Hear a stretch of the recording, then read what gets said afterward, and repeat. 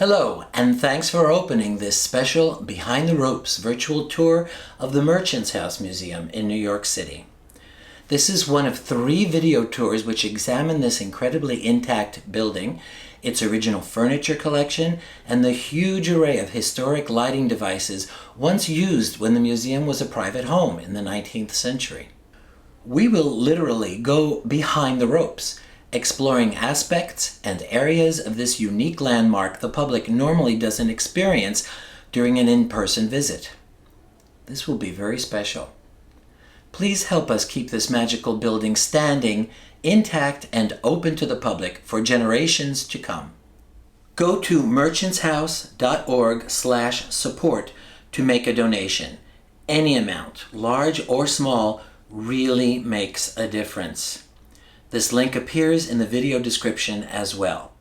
On behalf of the staff, board of directors, volunteers, and the many admirers of this amazing survivor of old New York, I thank you.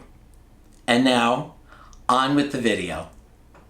This is the secretary in which Seabury's will was discovered. Where was it? I'll show you. This front piece lifts up.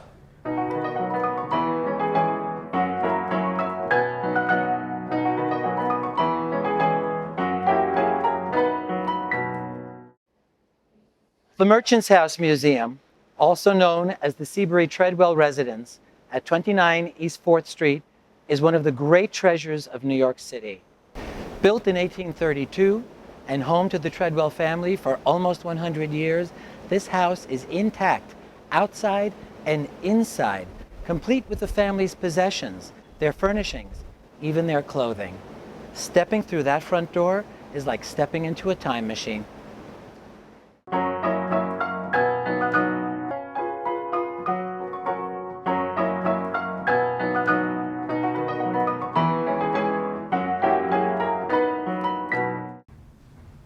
The Merchants House Museum is known not only for its significant position in New York City's architectural history — it has changed so little since it was built in 1832 — but also because of the quality and comprehensiveness of the house's contents, reflecting the values and affluence of the Treadwell family, who lived here from 1835 until 1933 and pretty much left everything behind when the youngest and last surviving child, Gertrude, passed away in one of the bedrooms upstairs.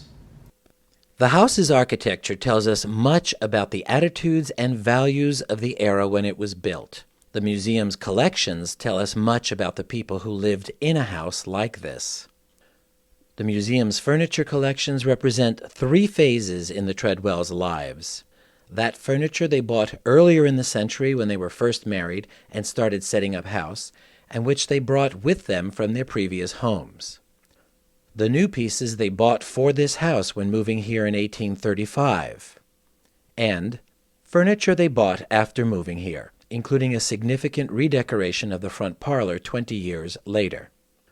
So this collection wonderfully illustrates how furniture developed stylistically and technically in the first half of the 19th century and who it was being made for. A family like the Treadwells, affluent, successful merchants who helped make New York City the preeminent metropolis of North America. The furniture the Treadwells bought isn't the flashy, gilded, super expensive, one-of-a-kind, out-there pieces you see today in fine art museums or pictured in oversized coffee table books. It was definitely top quality, made by the finest cabinet makers of the time, but probably entirely bought from their showrooms and not custom ordered. It is typical in the sense that everyone of their financial and social status was buying comparable pieces. It is extraordinary because it's the furniture this family chose and used in this house where it still remains. But this furniture didn't just suddenly appear one day fully formed in the shops of New York. It evolved gradually over time from earlier styles, design sources, and attitudes, which tell us much about the Eurocentric world of the early 19th century.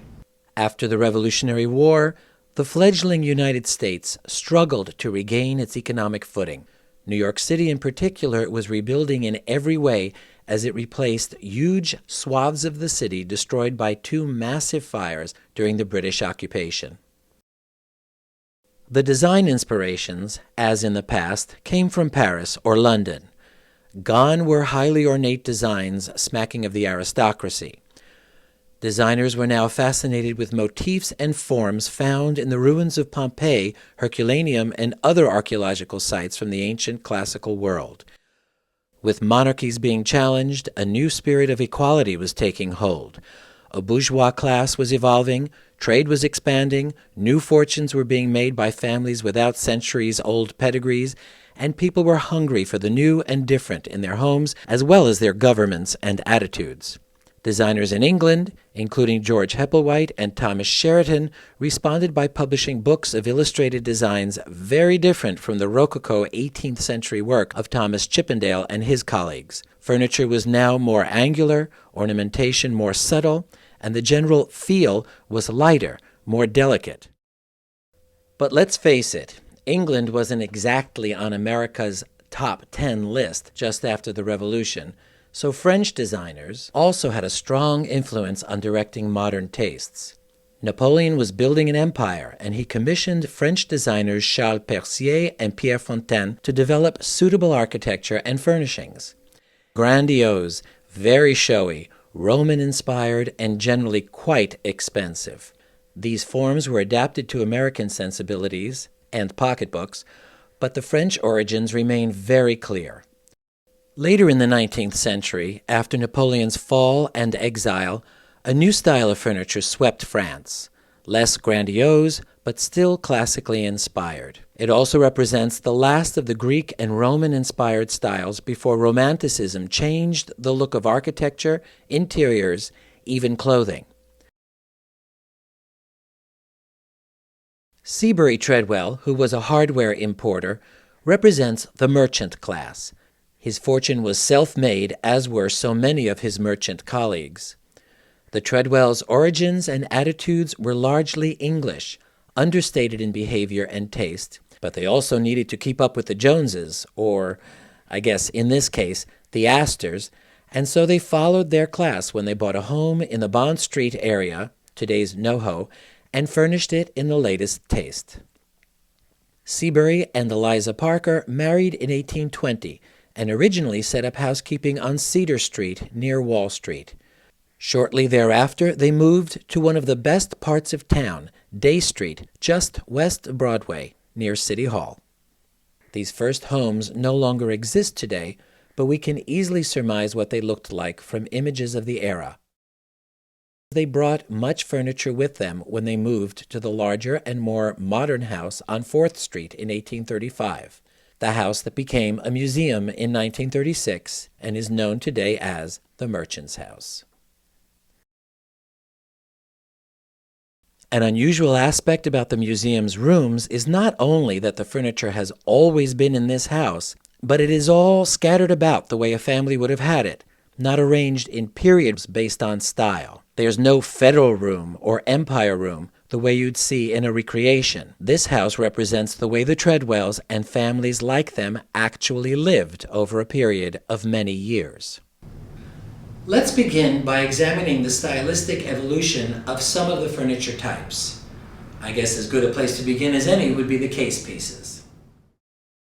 A case piece is any piece of furniture with doors or drawers.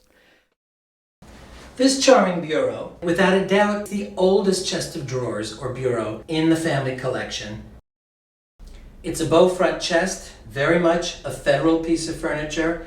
The detailings have a certain reference to the classical, but it's not a slavish copy of a Roman or Greek original. And it has a lot of the grace to 18th century furniture left to show. The reason it's called a bow front is obvious. The entire front of the piece curves out in a bow. Now bear in mind, these were made with a flat front as well. A bow would have cost more money. This piece of furniture was doubtless made completely by hand, and all that extra work required to make the bow front was reflected in the price that the customer paid for it. The Treadwells spent money on furniture. They spent money on a lot of things. They did not skimp. The drawer fronts are anchored by dovetails on the sides. Dovetails are a very specialized joint which still appear in furniture to this day, but now of course they're machine made and they can just roll them out. A wedge of wood shaped kind of like the tail of a dove, and in the side of the drawer there is a recess where that fits in. So when you're pulling the drawer in and out, it clenches, it holds. It's not just a cheap joint held together with a few nails or some glue. It's much stronger, much better quality piece of furniture.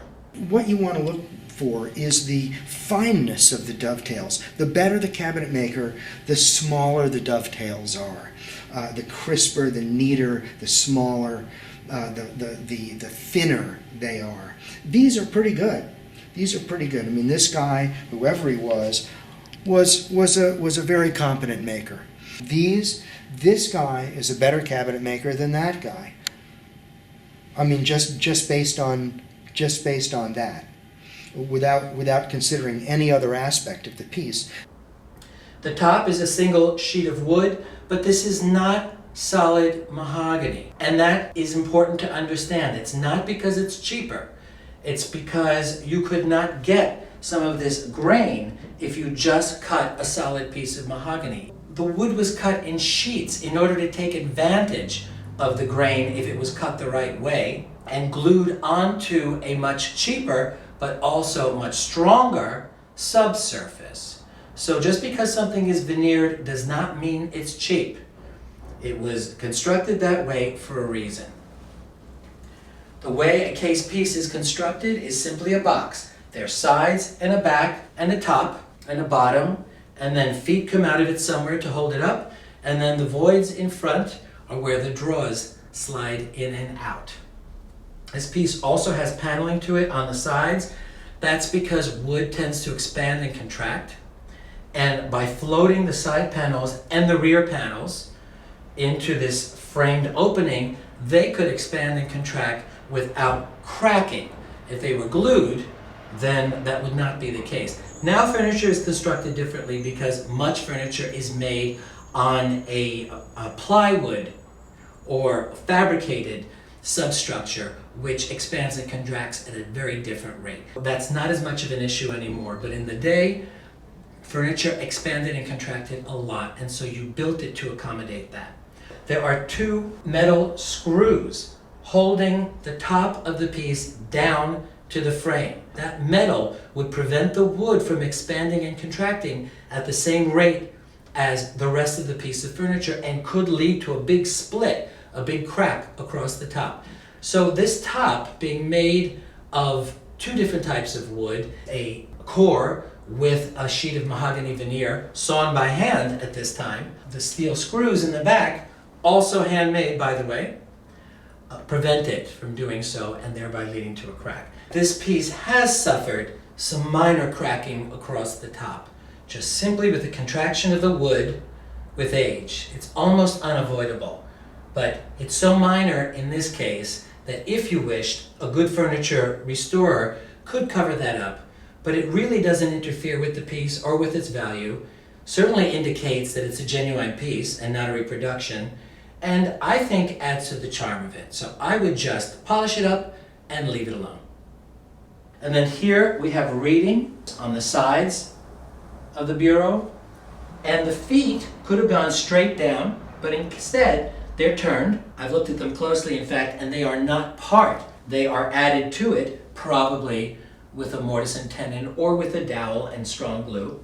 And they have a vase shape to them.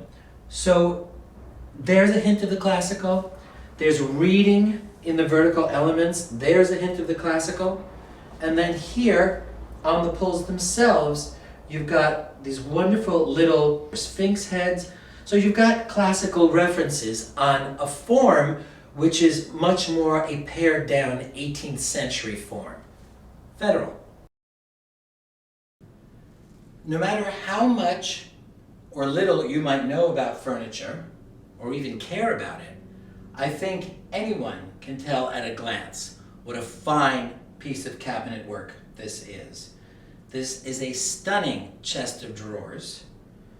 And what's particularly noteworthy is that it dates back to pre-marriage.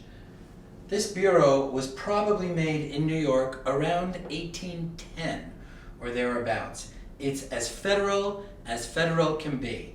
Still a feel of the Georgian to it, and not a lion's paw or a leaf or in fact any carving in sight, with the exception of this wonderful reading, very precisely carved, running down the sides of the case, and then these beautifully turned feet, vasiform, with brass balls on the base of them. Look at the wood. It's rich, it's dark, it's sumptuous, it's reflective. And this piece is over 200 years old. Just imagine the way it gleamed when it was brand new. What's particularly significant about it is that we have not one, but two of these chests of drawers in the collection. Where did they come from? Who bought them? We don't know. Did the Treadwells frequent auctions the way so many of their contemporaries did and the way so many of us do today? They may have bought these chests of drawers at an auction in 1820 or 1825. Of course, I haven't mentioned the elephant in the room. Look at those pulls. Now, what's particularly interesting is that the other chest of drawers does not have the same pulls. The pulls on that chest of drawers are wood. But here, these amazing pressed glass, they're set against the reflective surface like a little mirror, and they just gleam, as you can see. I suspect that they were added to the piece, and they may have been imported from someplace like France.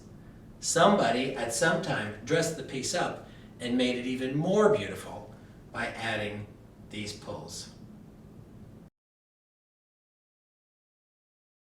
Considering all the children they had during the 1820s, there is very little in the way of empire, in particular, case pieces. This chest of drawers is an exception, but the public never sees it. This is basically in storage in the executive offices upstairs. This delightful empire-style New York chest of drawers dates from somewhere around 1820. It may have been their first chest of drawers when they moved into Cedar Street. But this piece has some quirks, which I find delightful, and I wish we had somewhere to be able to display this to the general public. At first glance, it's a typical empire chest of drawers.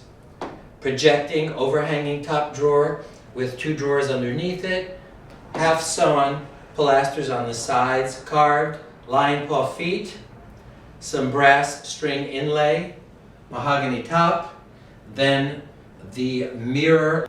If we look more closely at it, we can see that there's some quirks in this piece, which makes it both delightful, as I said, and also a little funny. The mirror. It's a tad on the small side. Now, granted, mirrors were expensive, but this one's so small it's almost difficult to use. Then there's the pilasters on the sides of the furniture. Beautifully carved. They're only half round, which means that one could have been made and then just sawn right down the middle and attached on each side of the drawers. A little less expensive, a little bit more economical. But when we move down below the plinths at the bases of the pilasters, that's where the fun really starts to happen. These very odd lion paw feet, they look like they're standing on tiptoes. They're so different from the other lion paw feet in the collection. And when you look at the quality of the carving as well, you can see the same person who carved the feet did not carve the pilasters with their wonderful water leaf and striated leaves, turnings, acanthus leaf. The acanthus leaf on the lion paw feet have absolutely nothing to do with the acanthus on the pilaster. Clearly a product of multiple hands. There are two splendid dressing tables in the collection, and although they're the same basic form, a chest of drawers with a slab of marble on top to prevent spillage of liquids that might damage the wood, and then a built-in mirror in a frame that can be adjusted, they look so different from each other. We can assume with reasonable certainty that this was bought in 1835 when the Treadwells moved into this house. What I particularly like about this piece is the lush use of crotch mahogany. It's just exquisite.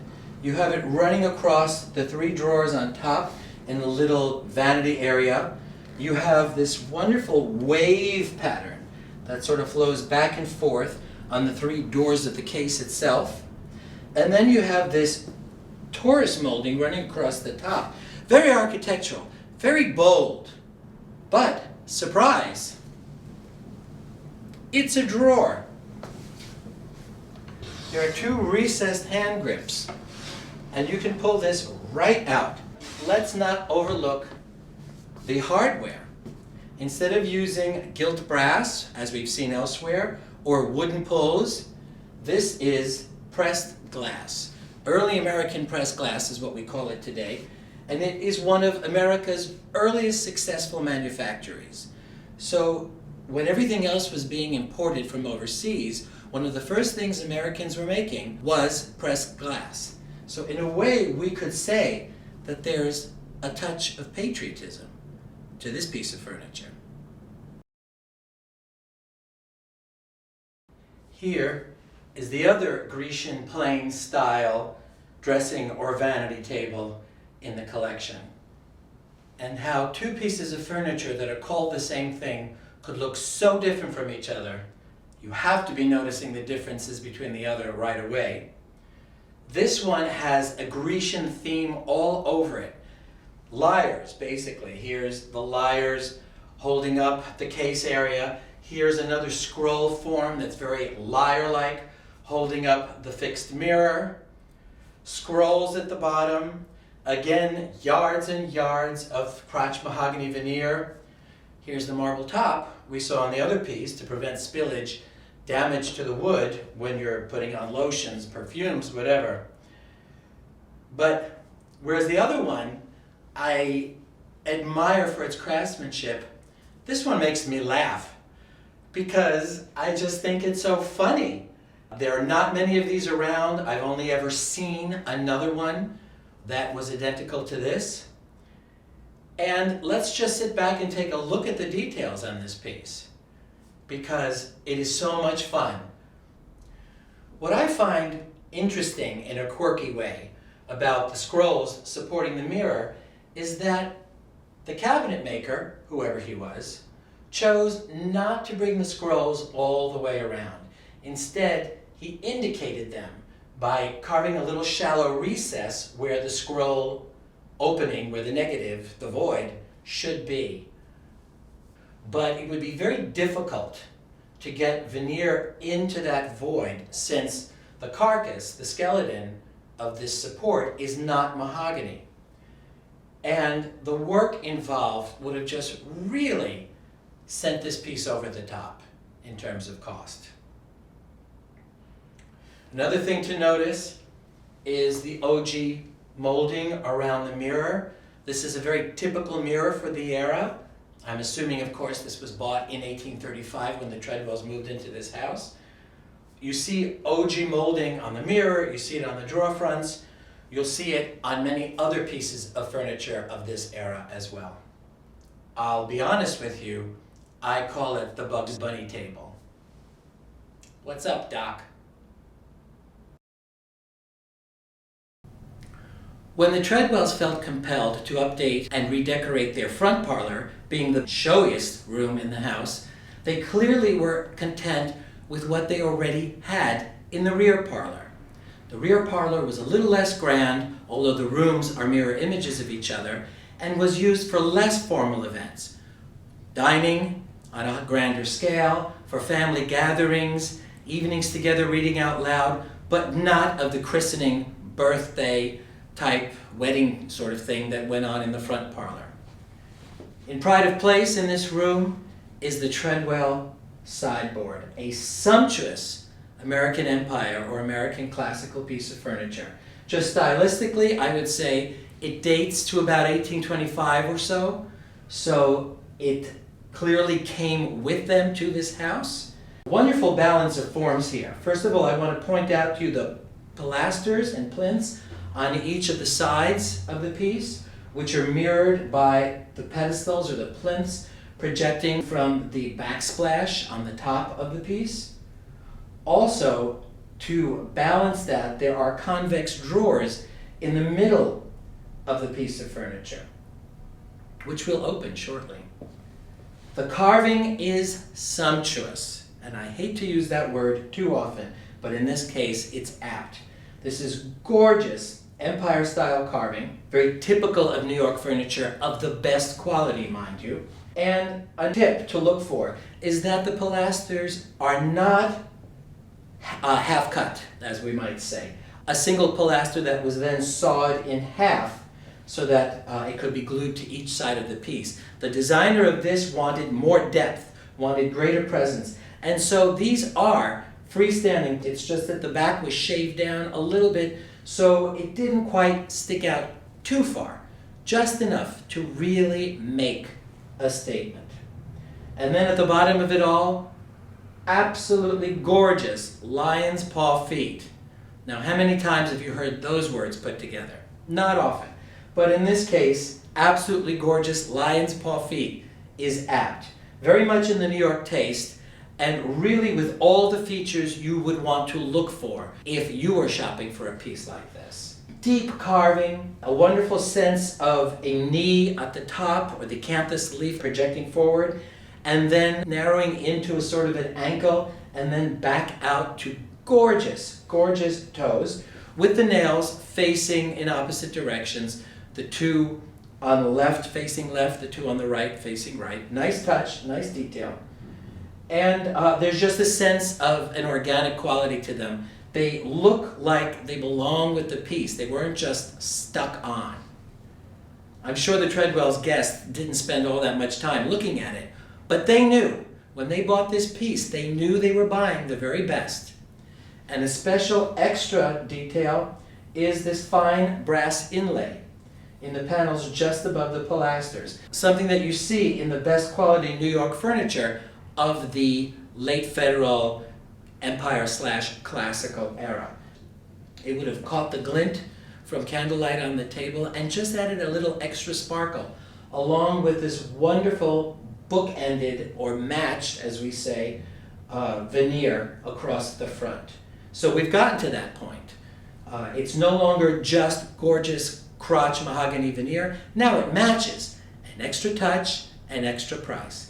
This would have been an expensive piece of furniture, and anyone would have been able to see that.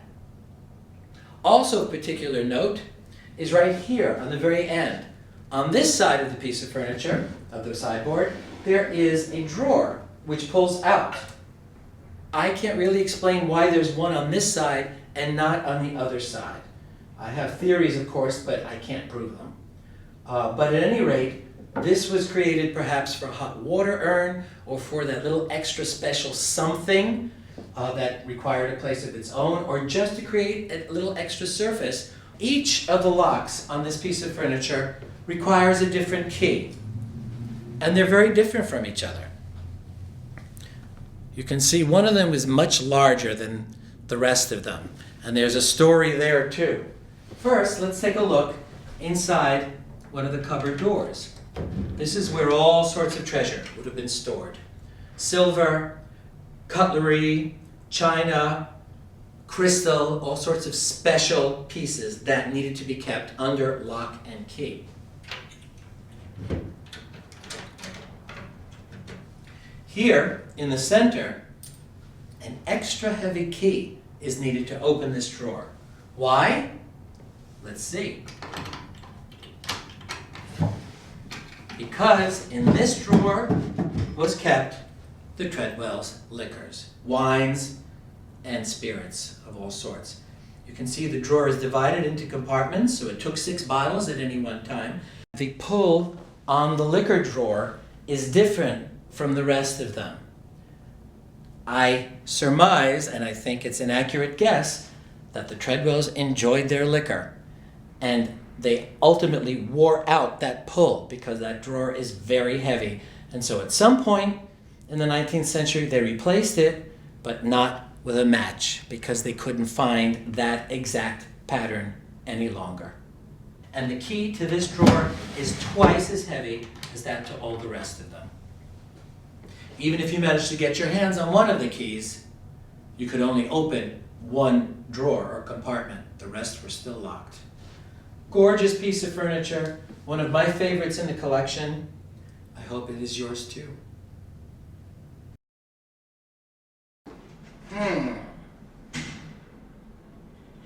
Classical overtones, classical columns, an archway, lion's paw feet, some gilt brass hardware, beautiful grained mahogany, very French in its feel, heavy overhanging cornice. Without a doubt, this has imperial ambitions. I think Napoleon himself would be very happy to keep his tunics stored in this armoire. Inside, sliding tray drawers and some sumptuously grained mahogany. Still one of the gilt brass pulls in place.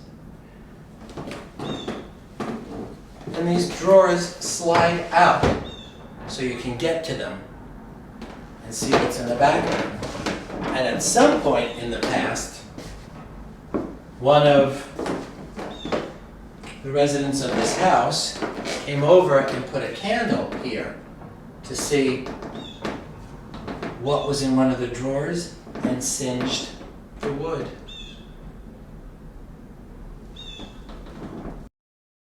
These two lion's paw feet, the carving is superb.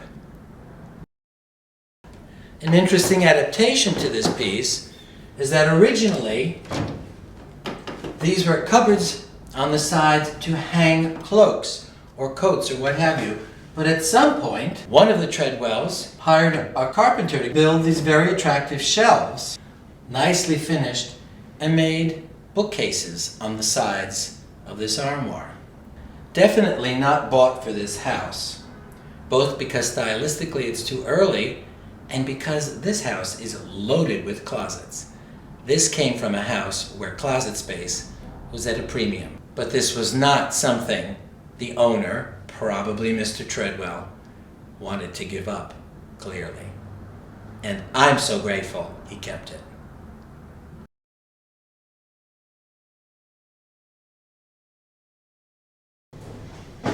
Oh, excuse me, my dear. I've come to look at the secretary. Seabury Treadwell was not afraid to spend money. That much is quite clear. This stunning secretary bookcase, in really the latest French style, French Restauration, as we say, Grecian plain, but this is something somebody in France in the 1820s, 1830s would have immediately recognized. This is the secretary in which Seabury's will was discovered. Where was it? I'll show you.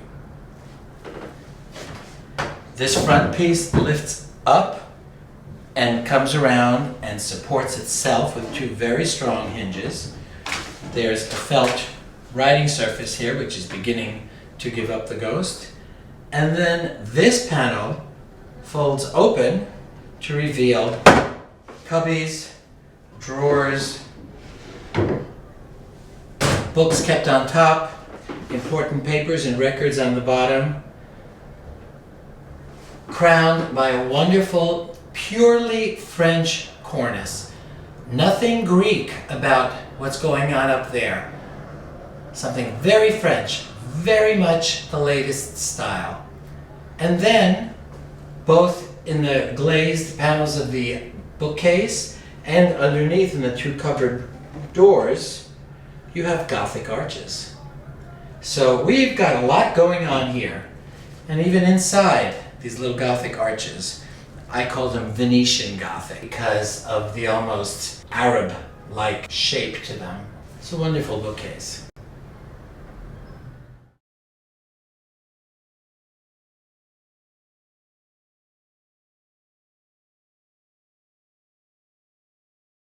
This is a piece of furniture which has a long history. Not this one specifically, but this type of furniture. We call it a tilt-top table today. Sometimes you see it referred to as a candle stand. The important thing about this was that it was made to tilt forward so it could be placed out of the way into a corner or against the wall when it was not being used. This is a particularly nice one, as is most of the Treadwell's furniture. And because we know about their buying patterns, we know they set up housekeeping in 1820, they moved from Cedar Street to Day Street in 1823, and then they moved from Day Street to 4th Street in 1835. So it would have represented one of those furnishing campaigns. Because of the ornateness of the base, I'm inclined to give it a later date rather than an earlier date, but here you go. This is why it's called a tilt-top table, because the table tilts. Notice the gorgeous graining of mahogany on the solid top. And let's take a look at the mechanism and see how it works. Very simple.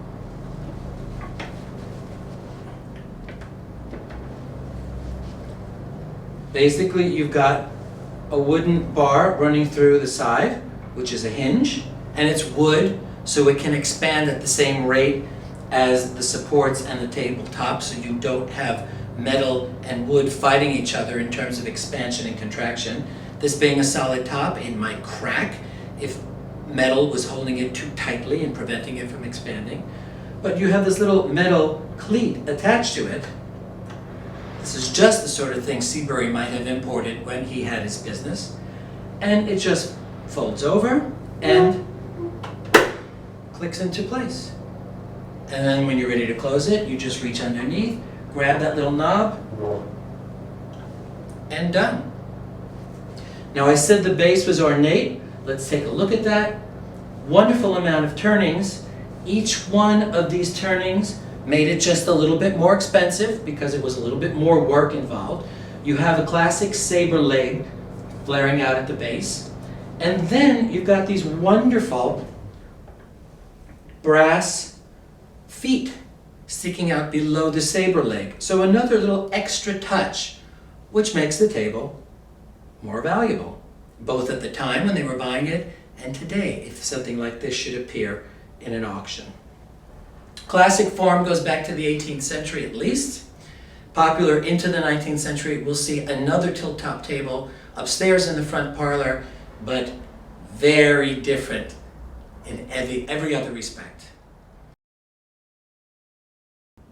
Wow, I am really, really pleased to be able to show this piece of furniture to you because it's not on display, and this is one of the true stunners of the collection. Obviously it's Empire, just look at the carving. The form is a Pembroke or breakfast table, it's a drop leaf, and this table has absolutely everything. A pedestal base, 4 feet, hairy lion's paws with acanthus leaves on top of them, just sublime carving. The plinth has more of that twisty acanthus leaf carving to it, and there's wonderful brass inlay throughout this piece, which really cements it as a New York piece, as if there was any doubt. But all the parts are there. One of the things to look for in a pedestal table is if the cabinet maker has indicated where the legs would be if it were a standard 4-legged table. Here are the drops in the corners of the frame where the legs would be coming out if this were a standard 4-legged table. And as I said, I am so happy to be able to share this table with you. Let's open it so you get a sense of its true scale.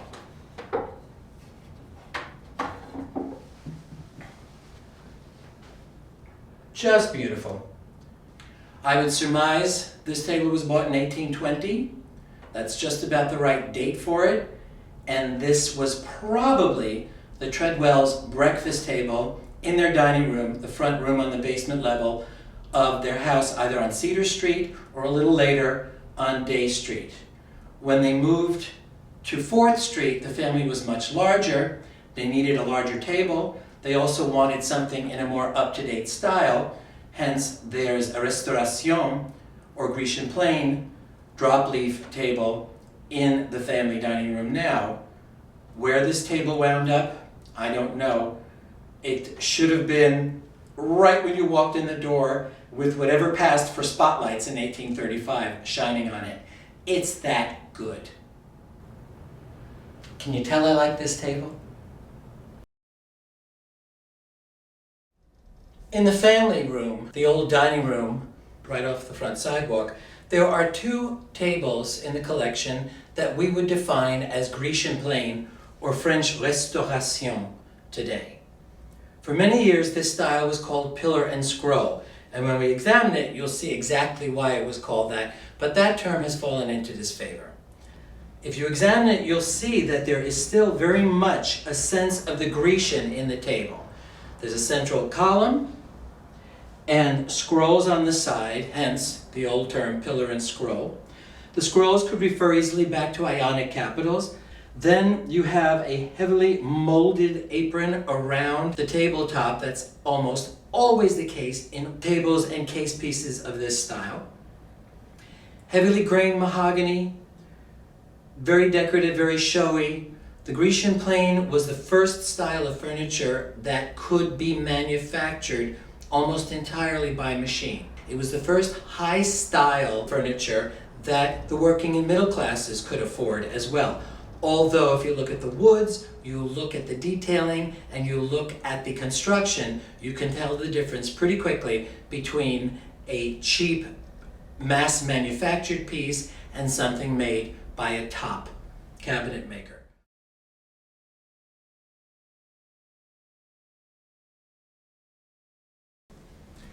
Here's the other example of a Grecian plain style table in the family room. Quite different. First of all, this is a drop leaf table. So if you notice, there is a leaf on both sides which comes up. And then there's a mechanism underneath which swings out to hold the table in place.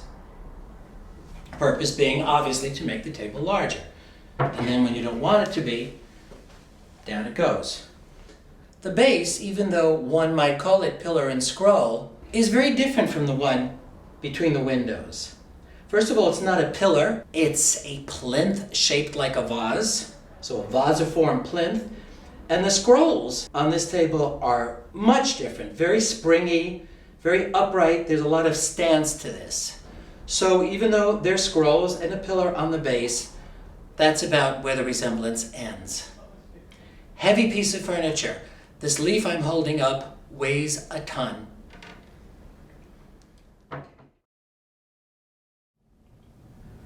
All through the 19th century, there was a fashion for tables placed between the windows in row houses with mirrors above the tables.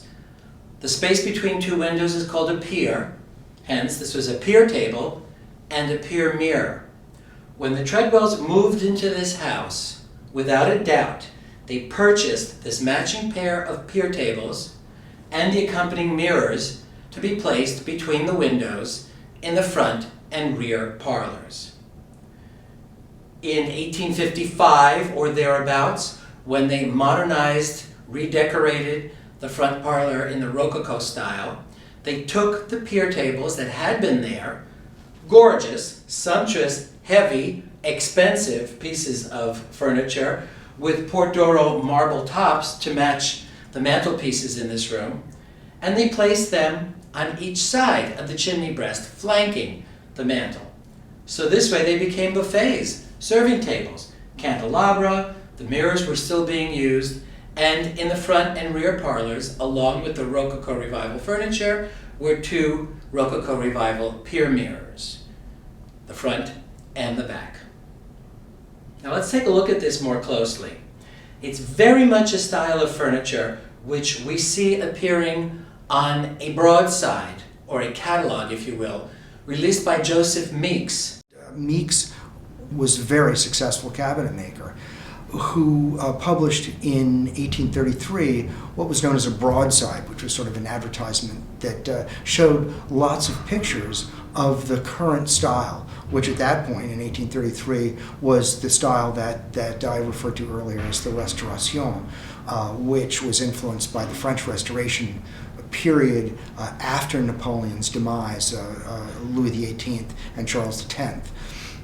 And at that point, it's an important document for us because it shows us that at least as early as 1833, that is the style that was dominant, at least in New York and really throughout the United States.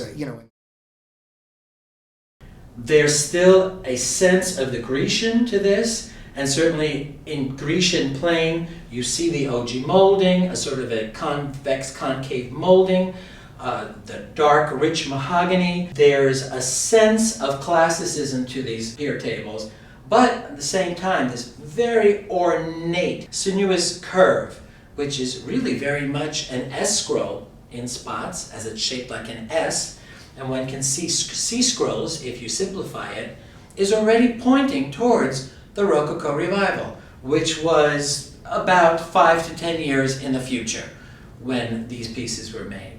Kind of a last gasp of classicism and pointing the finger to an entirely new style of furniture just over the horizon.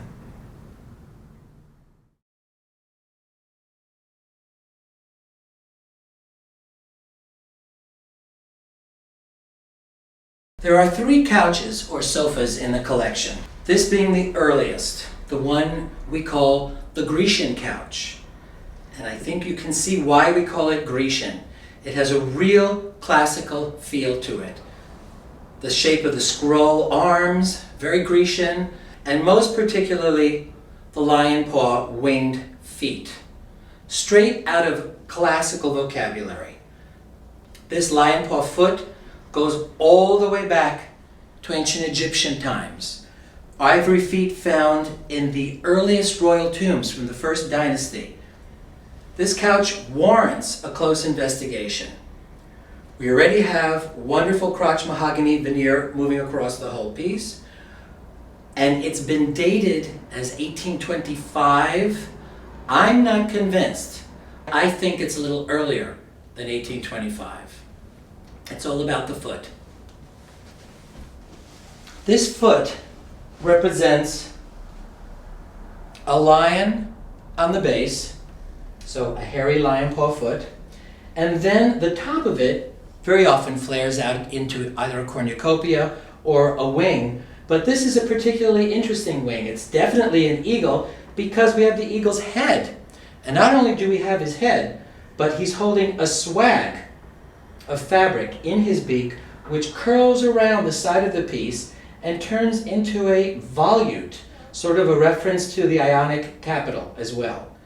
So we have lion paw, hairy paw foot, a winged eagle on top, holding a swag and into a Grecian volute with some acanthus leaf carved on the side of the volute as well. Very patriotic. An eagle holding a swag of fabric in his beak on the bottom of your couch. It would lead me to think that there's a reference, a patriotic reference here, to the recently won War of 1812, which ended in 1816. So I'd be inclined to push this further back, like let's say right around the time when Seabury and Eliza married in 1820. This could have been their best couch in the parlor in their first house on Cedar Street before they moved to Day Street. So 1820. The red couch in the family room is all Grecian in inspiration. Up here we have something very different going on. What we would call today Grecian plain, or even more specifically, French Restauration. Here we have an OG molding with a turned, rolled back on top. And down the sides, we have this absolute cascade of crotch mahogany, almost like a waterfall. Just imagine how difficult it was to take thinly sliced pieces of mahogany and bend them to fit the carcass underneath. This is not solid mahogany. It would have been extremely wasteful, and you would not have obtained this kind of grain. It had to be cut in a certain way. So the mahogany is applied to a baser wood skeleton, a structure, and this amazing result comes out of it.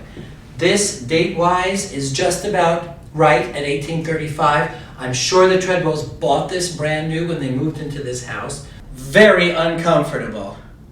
You did not buy a piece like this for lolling. This was for formal entertaining, sitting up very stiff and very straight, sipping tea and being polite. The upholstery is horsehair. That, of course, is reproduction, but very typical of what would have been.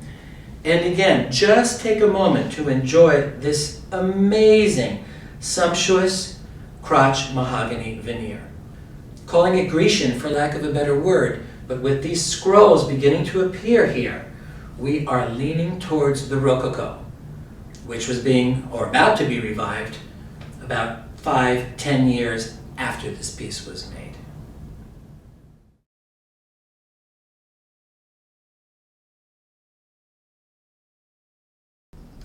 By now, you've probably noticed one of the commonalities of the Treadwells' furniture. Its color. It was said at the time that if you'd seen one of these homes, you'd seen them all.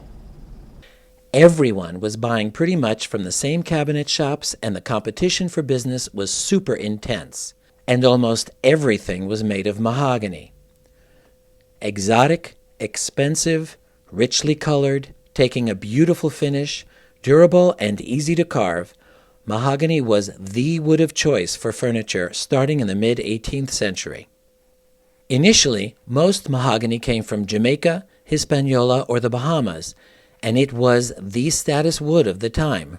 Mahogany was one of the few trade products that cost less in North America than Mother England, so although pricey, it had a broader share of the furniture market on this side of the pond and was used prodigiously.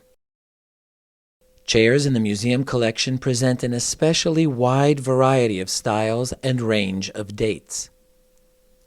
This chair represents the earliest style of chair we have in the museum collection. It's definitely a federal piece.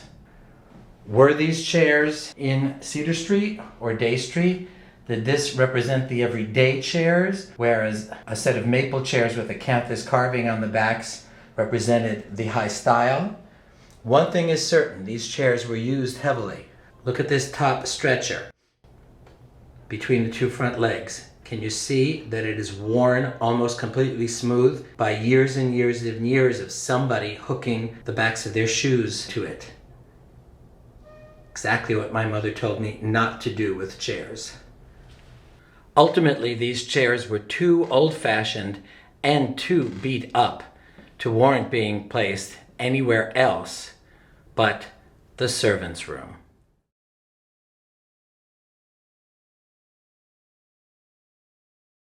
Here we have what amounts to the earliest set of formal chairs in the house's collection. Now, just stylistically, I can tell that these date to about 1820. So it's very likely that this was part of Seabury and Eliza's wedding furniture. So it's very likely that they bought these chairs to dine upon at their very first home on Cedar Street. I keep talking about that Klizmos chair. This is a modified Klizmos form. This has hints of the Grecian Klizmos form in it, particularly along the back. You can see this sort of saber here and the way it sort of flares in a Klizmos sort of shape. But the front legs, still a throwback to the Sheridan. You see this very much in England too. And these legs are much stronger than that flaring Klizmos leg, so they could take a lot more abuse. And let's face it, sometimes meals in the day went on for hours and were 15 and 20 courses. What really dates this chair more than anything else is this wonderful carved splat. Acanthus through and through, Grecian through and through, New York in form. And what's particularly noteworthy about this set is it's not mahogany. Although it's been stained dark because that was the prevailing taste at the time, these chairs are made out of maple. Stronger than mahogany for one thing, very American. So you have an American wood in an American adaptation of a British form with a very New York splat in the back. Grecian, turned decorative Sheraton really more than anything else. It's a transitional style, or it's a polyglot style. So it's not pure Greek, it's not pure British, it's not pure anything, but it's purely delightful. In the Grecian plain style, we have a set of matching gondola chairs, as they're called. Although I honestly don't know why they're called gondola chairs. It has something to do with the style and with the shape of the seating. But beyond that, I can't explain. As with all the Grecian plain furniture, I would expect these to date to 1835, to the move-in on 4th Street.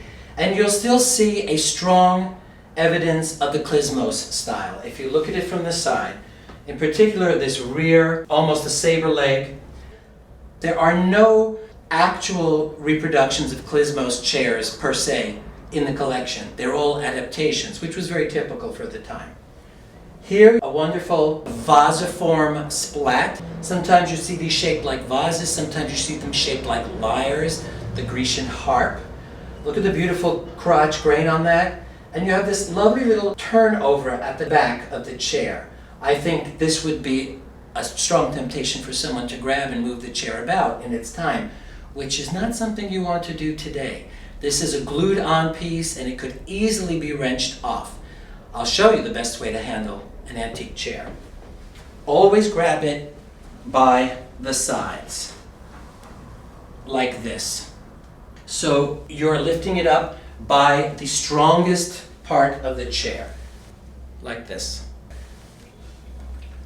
People are always tempted to pull them up back here, and you can lift the whole back of the chair off. At one time, I suspect there were 12 of these. We have 12 slip covers for these chairs, but now there are only 8 in the collection. So that tells us somebody was pulling them apart. Where were these placed? That's a good question. They may have been scattered about the house. They may have been purchased for this room. This room was used for dining during the day. The family parlor, the family room, the dining room, the basement, all interchangeable terms for this room. This would have been the nerve center of the house, and so it would have needed a set of chairs too, especially for breakfast. So it's very possible that these chairs have always been down here in this space. You see many of these available today. They are very common in various variations of the style. You see them for very affordable prices out there in the open market. Also notice above the splat, you have this opening across the back, the cross piece, and it's sort of a Gothic arch. It's actually kind of a Venetian Gothic arch. So there's something very fanciful going on here, as well as a precursor to the incoming Gothic Revival style, which we'll see in the 1840s. I'm sitting here in the rear parlor of the Merchant's House Museum and feeling very honored to be in the presence of someone who is truly one of my idols, Carswell Rush Berlin, who is considered the foremost expert in American classical furniture of the 19th century. I've known him for years, and I feel very privileged to be able to call him Carly. And he has agreed to join me here today to talk a little bit about one of the iconic figures in American furniture, Duncan Phyfe. Carly, thank you so much for being here today. I'm delighted to be here. I've been aware of this house for decades. Came here first with my mother in the late 1970s when she read about it in the New York Times. story that got her excited, and she said, "You've got to come down and see this place." So we came down together, and so I've been a fan ever since, and I've attended many events here over the years, and in fact even had some fundraising events in my apartment for this house. Tell me a little bit about Duncan Phyfe. What makes him so special? Phyfe was famous in his day. I think that probably says everything. He was well known not just in New York, but up and down the East Coast, from Boston to New Orleans. He sold furniture to clients in Natchez and Savannah and New Orleans and Charleston, in Baltimore and Philadelphia. Phyfe was a big deal. Wow. Is there something in particular we should be looking for if we suspect a piece of furniture is Phyfe? He's influenced both by English designs and by French designs. And one of the things that Phyfe is brilliant about is actually combining aspects of French design and English design in the same piece of American furniture, which not only results in beautiful furniture, but in furniture that is uniquely American. We have a set of chairs in the museum collection which have been called Phyfe repeatedly. Would you, with your expert eye and know-how, be willing to take a look at them and maybe deconstruct them for us? Here we see a chair that is still classical. It's still a Greek klezmos chair, but it's starting to morph away from the pure Greek form. You're now getting curved and undulating crest rails, which are a departure from the curved splat back of a klezmos chair. So that's a big change. And you're getting these little console legs, which are derived from the saber legs of the klezmos chair, but slightly different. You're getting a bowed front, which is different. So, but you're still getting the saber legs and back. So it's starting to morph away from pure classicism and morph towards a Rococo style, but it's still rooted in classicism. We have beautifully figured mahogany splat, which is typical of Phyfe, but also typical of other cabinet makers of the period. But where we start to see the genius of Phyfe is in these small details. And I just want to point out, for example, the way this style is a compound curve. It's curving back, it's curving in, it's curving out, and there's a lot of motion right in here. That's a particularly beautiful passage, I think. That's one of the things that makes these chairs great. And then you're seeing the very subtle but refined detail of this paneled seat rail coming and terminating here on this plain plinth here above the console leg. Underneath, if I can tip it back so the camera can see, look at the crispness of the construction. It looks like it was made yesterday, except for the telltale oxidation of the wood. I mean, it's crisp. It could be visible, you know, to an observer. It looks like it was made to be seen. It's so perfect. That's one of the things that you look for when you're looking at Phyfe furniture. So, are you convinced that this could be Phyfe? Absolutely. There's no question in my mind that these chairs not only could be Phyfe, but probably are Phyfe. While there's no documentation to support that, certainly the object itself tells us a lot. It's not that other cabinet makers couldn't have made these chairs, but we know that Phyfe made chairs like this because he made chairs like this for his daughter, Eliza Phyfe Vale. And there's an example at the Metropolitan Museum that is substantially like these chairs. So we have that clue, we have that amount of documentation to point us in the right direction here. Carly, I can't thank you enough. It's been such an honor to be interacting with you this way, and thank you so much for supporting the museum. And that's one of the great things that is here at the Merchant House, is this great set of chairs that we have right here, a set of 12, extraordinary, that a set of 12 should remain together. That's a rare thing all by itself. After about 20 years of living in Grecian splendor, the Treadwells felt the need for some modernizing, and the front parlor in particular needed some up-to-date pizzazz. So around 1855, they bought new furniture. No longer Grecian, but now Rococo. They also bought new wall-to-wall carpet. What's on the floors now is a reproduction of the original, and introduced gaslight in 2 massive bronze gas chandeliers, as well as elsewhere in the house. The Rococo Revival suite in the front parlor reflects the changes going on both the way people lived and the way they thought. For one thing, it's the only matching suite of furniture in the house. Everything we've seen until now complements, but was not made as matching sets. But there's a fundamental change here as well. The suite is non-classical.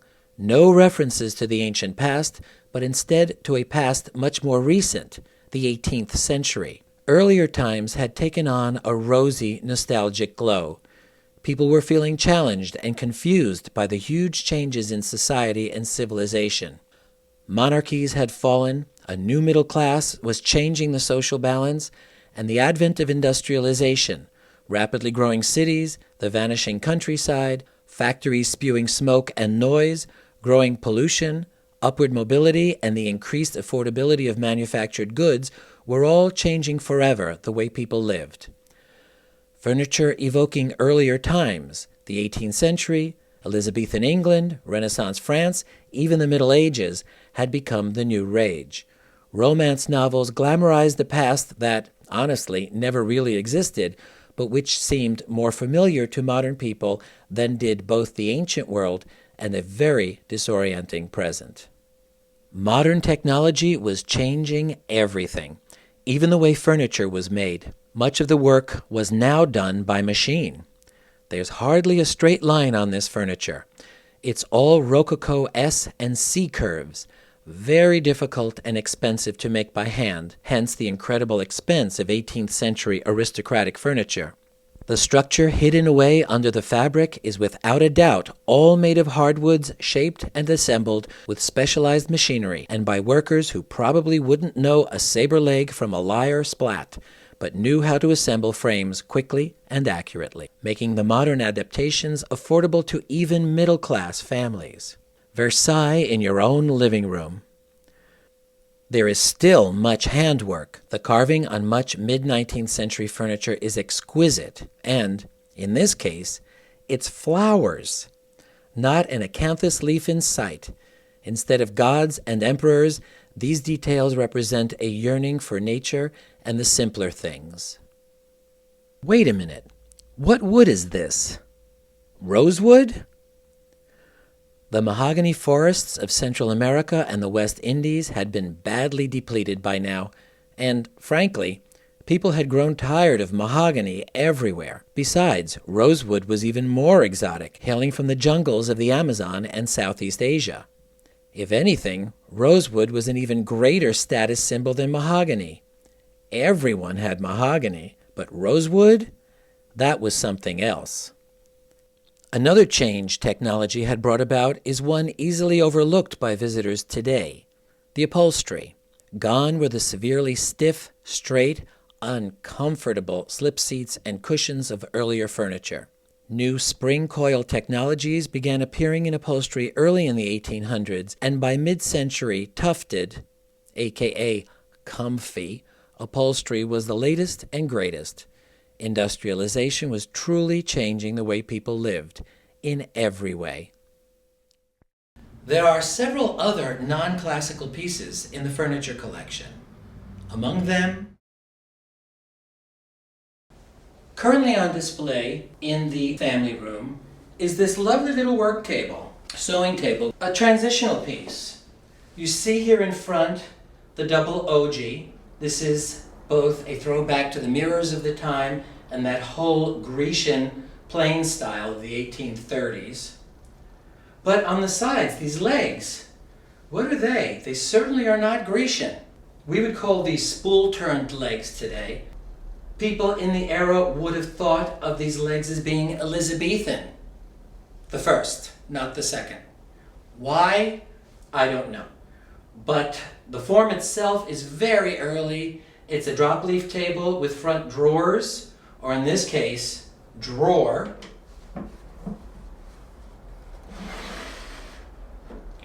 Because the top drawer does not open, which I find very odd. There's a lot of wasted space up there.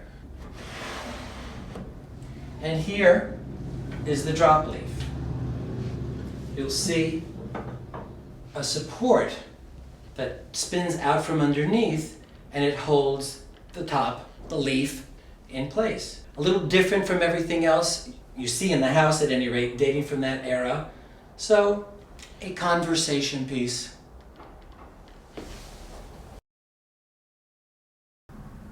Today, there might be a fancy imported sports car in the driveway. Back in the day, this piano was the status symbol that everyone looked for. The piano advertised the fact that you were cultured, that you could make music. Made between 1846 and 1848 by the firm of Nuns and Fishers here in New York. The Treadwells must have bought it right then or shortly thereafter. This piano is not in a neoclassical vocabulary. It's what we might call Elizabethan today, although there's really nothing Elizabethan about it, really, but that was the terminology. It's gorgeous rosewood, planar surfaces with this very new pie crust molding. This is not something we've seen in the house and furniture prior to this. Very much a product of the 1840s, of the Romantic Revival. This is one of the early revival pieces of furniture.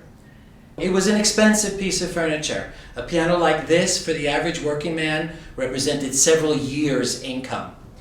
And so the girls were happy to play it, they were happy to show off their skills, and the Treadwells in general were happy to show off this beautiful piece of furniture, very up to date and cutting edge in the 1840s. No longer Federal, Empire, or Grecian plain. Something new and different, a real accent piece in their parlor. Let's take a look at the inside, something no one ever sees.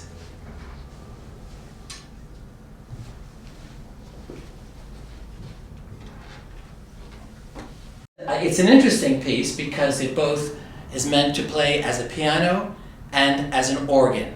There's a pump down at the bottom which you can produce harmonium or organ sounds with. Even in a totally non-classical piece of furniture, notice underneath, there's still the Grecian lyre. So old tastes die hard. Just like most of the other Rococo Revival furniture bought later in the Treadwell's occupancy, this really charming tea table is also made of rosewood. It's such an interesting piece. The inspirations come from a variety of different sources. The first thing you notice are the quatrefoil openings in the apron of the table, and those are kind of Gothic, for lack of a better word, medieval. There is a sort of a medieval feel to this, even though nothing like this was ever made in the Middle Ages. You'll also notice a pie crust molding, different from the one on the piano, but basically the same idea. So it's safe to say that this comes from around the same period of time as the piano.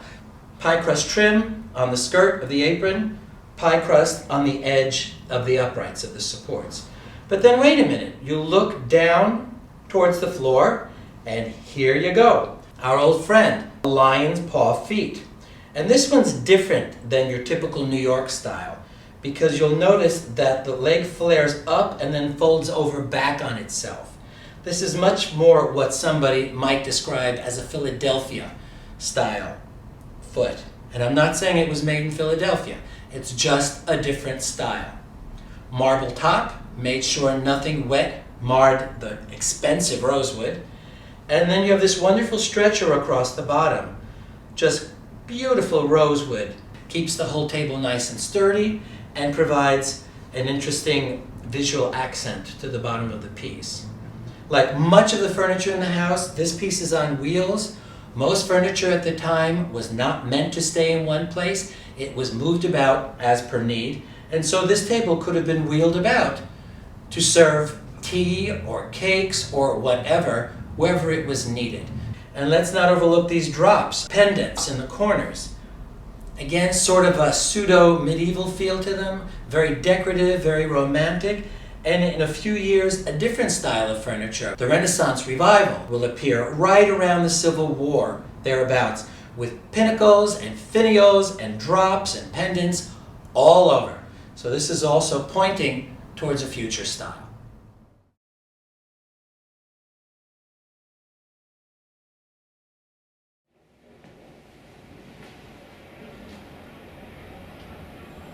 I think I can hear some of you thinking, is Anthony sitting on the collection?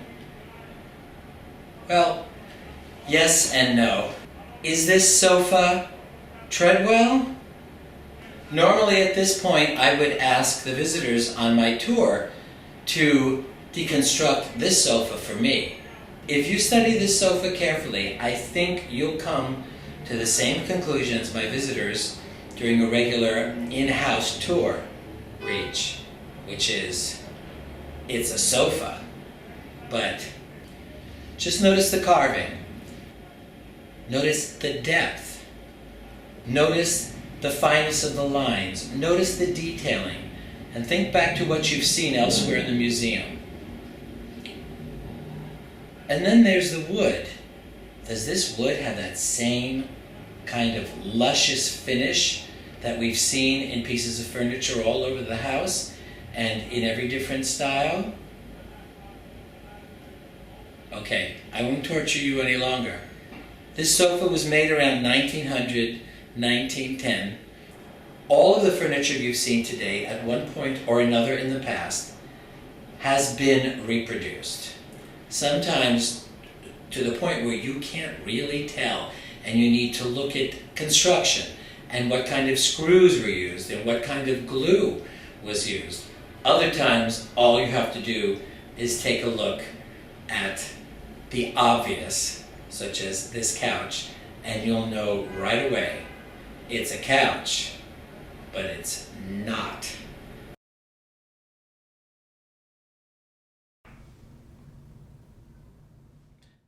So, there you have it.